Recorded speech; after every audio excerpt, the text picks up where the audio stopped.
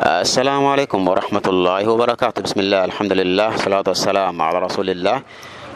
Napenda kuchukua fursa hii kuwaomba ndugu zangu watazamaji wetu wapendwa, ili tuweze kuchangisha kiasi ya pesa ala al-aqalli shilingi 300,000 ili tuweze kununua chakula na tuweze kwenda kuwasaidia mandugu zetu walioko katika maeneo ya Tana River. Kama mnavyoona hali yao sio mzuri, kwa hivyo tutafurahi sana iwapo kwa haraka leo ni Jumanne, Jumatano, Alhamisi, Ijumaa, Jumamosi tuondoke na chakula twende tukawalishe mandugu zetu walioko katika maeneo ya Tana River. Kwa hivyo tuendeleeni kuchangisha kwa haraka na namba ya simu yangu, watu wengi huwa wakiuliza namba ya kuchangia ambayo ndio namba ya information huwa naiweka mwisho, lakini kwa dharura kama hii nitawekea kuanzia mwanzo wa video mpaka mwisho wa video. Kwa haraka tuchangisheni ala al-aqalli kwa uchache shilingi 300,000 ili tuweze kuwafikishia chakula mandugu zetu walioko katika maeneo ya Tana River. Naam, karibu tena mtazamaji. Tofauti na wenzao wanaotamatisha mfungo wa siku kwa mapochopocho katika mwezi huu mtukufu wa Ramadhan, wakazi wa eneo la Vango, kaunti ya Tana River, wanahangaikia chakula cha kila siku. Naam, kutokana na athari za ukame wa kipindi kirefu na umaskini, familia nyingi eneo hilo zinatatizika kwa kukosa cha kutia mdomoni na kufuturu. Na kama anavyoarifu Faisal Abdurrahman, wakazi wengi wanamudu kupata tu chai ya mkandaa, uji au githeri kikavu kila siku. Ni saa 11 jioni, tunafika katika kijiji cha Vango, kilomita chache kutoka eneo la Madogo. Hapa tunakaribishwa na taswira tofauti kabisa na ilivyo katika maeneo mengi nchini. Mwezi huu mtukufu wa Ramadhan, Waislamu wakati huu hufanya maandalizi ya futari.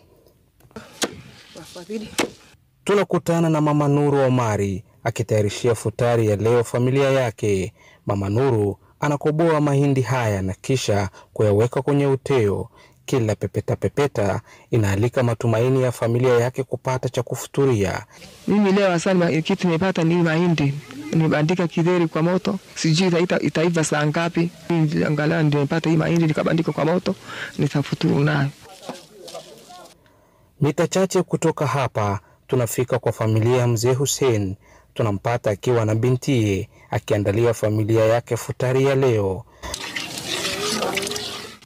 Koroga kwenye sufuria hii ya uji inaalika ubwabwa unaosubiriwa kwa hamu. Uji huu ndio chakula cha pekee cha siku ya leo.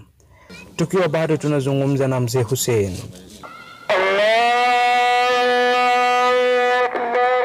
mida ya kufuturu inafika.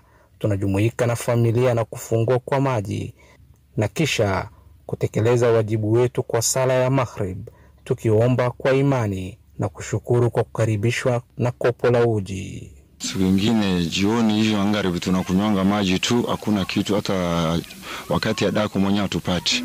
Na kile kitu tunapata tunashukuru Mwenyezi Mungu. Mama Ralia Bashir hapa anatueleza alikuwa na chai hii ya mganda, lakini mida kidogo tu kabla ya kufuturu anasema rafiki yake alimletea ndizi hii za kukaanga.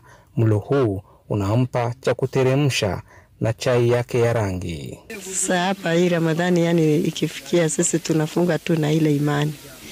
Maana ujui utapata wapi iftari, utakuaje, lakini sasa unashinda tu na ile imani yako tu. Familia kadhaa tuliozuru hali ni sawia, wengi hapa wakipiga kile kidogo walicho nacho. Kwa kawaida Waislamu wameamrishwa kukumbuka wasiojiweza katika jamii ili angalau pia wao wapate kufuturu mwezi huu mtukufu wa Ramadhan na kuweza kutekeleza nguzo hiyo ya 4 ya dini ya Kiislamu. Japo wanapitia changamoto mwezi hii mtukufu wa Ramadhan kwa kukosa futari, wana imani kuwa kukosa na kupata ni uwezo wake Mwenyezi Mungu. Kwao wanaamini kuwa Mungu si athmani.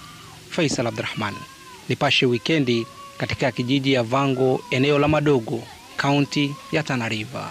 To get more videos of Abu Shuraim, don't forget to subscribe, like and share.